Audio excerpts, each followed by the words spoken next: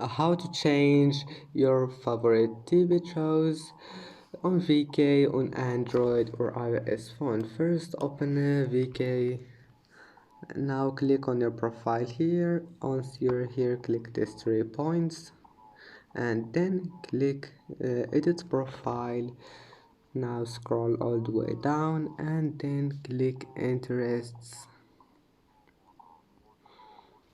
and here we'll find favorite TV shows, and just delete it and type anything you want here,